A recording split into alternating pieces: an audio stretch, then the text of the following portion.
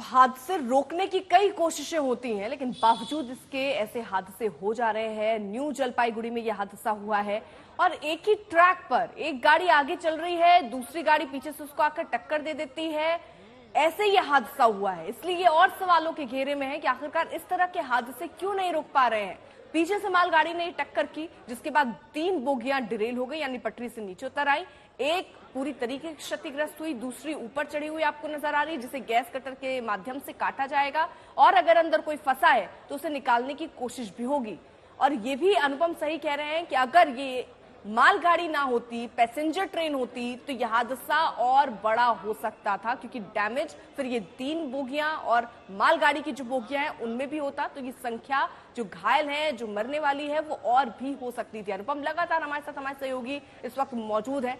अनुपम, ये जो ऊपर बोगी है, इसको भी गैस कटर से काटने की कोशिशें हो रही थी, क्या ये सारे प्रोसेस शुरू हो चुके हैं? अंदर कितने लोग होंगे? चश्मदीद भी क्या कह रहे हैं?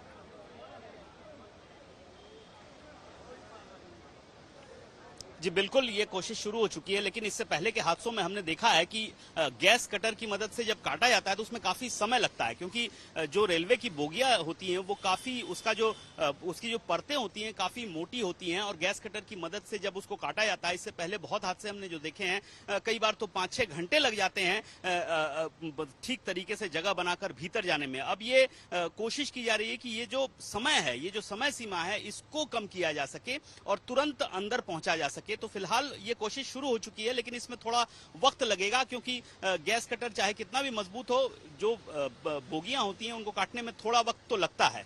नेहा, इसके साथ ही अनुपम, तमाम सवाल खड़े होते हैं रेलवे प्रशासन पर। रेल मंत्री से भी अब सवाल किए जाएंगे कि आखिरकार इन हादसों पर पूर्णतः अंत कब लग पाएगा, क्योंकि अब बहुत सारे ऐसे भी सिग्नल हैं जो मैनुअल तो है नहीं। अब अगर मैनुअल नहीं है तो फिर इस तरह की दिक्कत क्यों आती है? जैसा कि आप कह रहे थे कि पूरा जो इस वक्त मौसम है वो भी क्लियर है, ना फॉग की दिक्कत है, फिर आखिरकार ये हुआ और कैसे हुआ?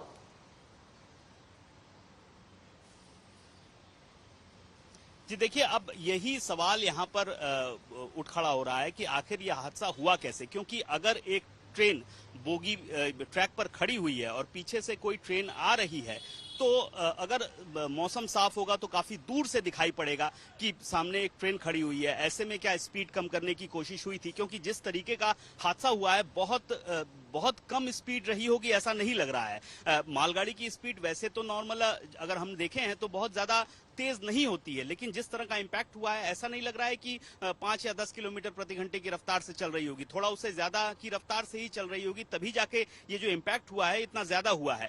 इसका मतलब है या तो ड्राइवर को ठीक से दिखा नहीं है, संदेश उस तक नहीं पहुंचा है, क्या उस वक्त बारिश हो रही थी इस वजह से सामने नहीं दिखा है?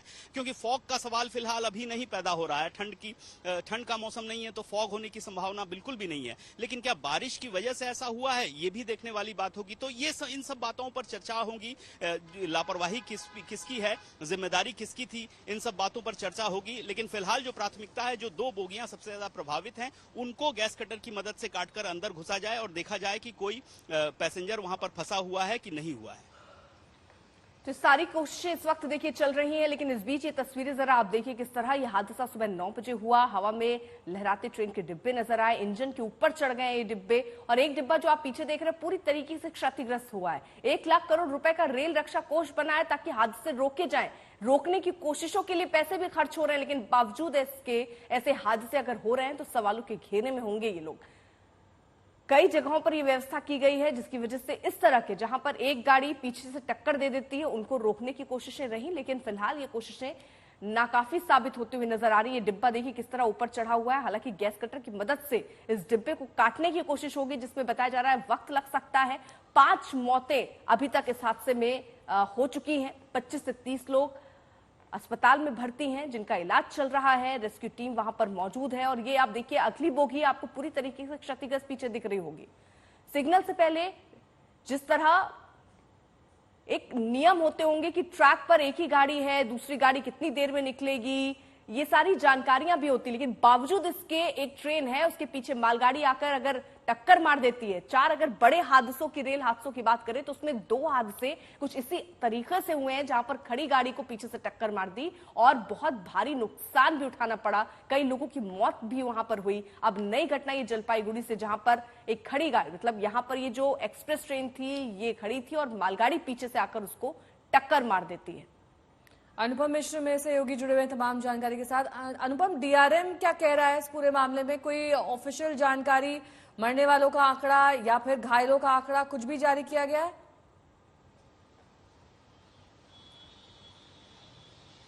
जी देखिए, अभी तक जो आंकड़े आए हैं, जो स्थानीय अधिकारी घटनास्थल पर हैं उनकी ओर से आए हैं कि 5 लोगों की मौत है, 20 से 25 लोग घायल हैं और कोशिश की जा रही है जो रेस्क्यू वर्क है उसको तेज करने की और जो बोगी है उसको गैस कटर की मदद से काटकर भीतर घुसने की। फिलहाल जो स्थानीय अधिकारियों की ओर से ये कहा गया है, लेकिन हादसे की वजह किसकी लापरवाही या ये, इस बारे में अभी तक कोई जानकारी रेलवे की ओर से नहीं दी गई है। लेकिन इन सब बातों में 1-2 बातें तो साफ हो रही हैं कि एक ही ट्रैक पर 2 ट्रेनें थी, एक ट्रेन खड़ी हुई थी, तो आखिर वो क्यों खड़ी हुई, यानी कि वहां पर उसको खड़ा नहीं होना था। उसके पीछे कितना अंतराल था कि दूसरी ट्रेन को उसी ट्रैक से गुजरना था, यानी कि गुड्स ट्रेन को।